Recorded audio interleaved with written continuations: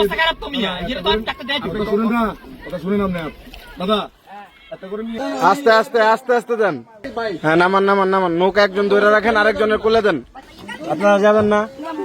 আপনারা যাবেন? আসেন। আচ্ছা, এই যে এই যে এই যে ভাইয়া, কান্না করো না।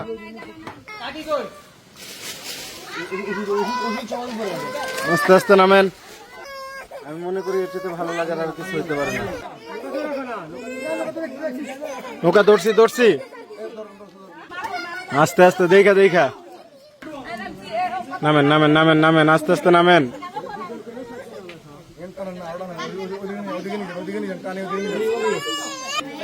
মানে এই ভিডিওটা যখন দেখবেন তখন হয়তো সন্ধ্যার দিকে হয়তো, কারণ এখানে নেট নাই আপলোড করার মতো।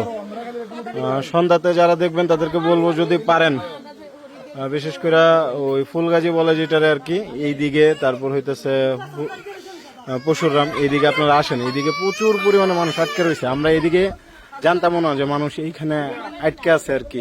হ্যাঁ, আর দুইজন এখানে হবে না তো, আর দুইজন হবে না।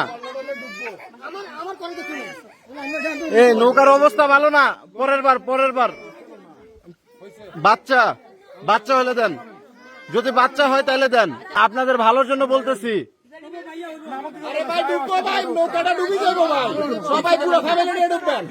শোনেন, আপনাদের পরিবারের বাচ্চা এবং মহিলারা কিন্তু এখানে উঠছে, সমস্যা নাই। আমার পরনে আমার মানে আমরা যারা আসছি, এই যে এই ভাই, তারপরে এই ভাই, সবার কিন্তু লাইফ জ্যাকেট আছে। আপনারা যারা উঠছেন, আপনার ফ্যামিলি যারা উঠছে তাদের কিন্তু লাইফ জ্যাকেট নাই। এখন আপনারা চিন্তা করে দেখেন কি করবেন। এই যে বাচ্চাগুলা দেখেন, ওনাদেরকে উদ্ধার করতে আসছি, এখন ওনারা নৌকা পুরা লুট করে ফেলাইতেছে। যদি নৌকা লুট করে ফেলান তাহলে তো রিস্ক আপনাদেরকে নিতে হবে। নিয়ে নেন নিয়ে নেন।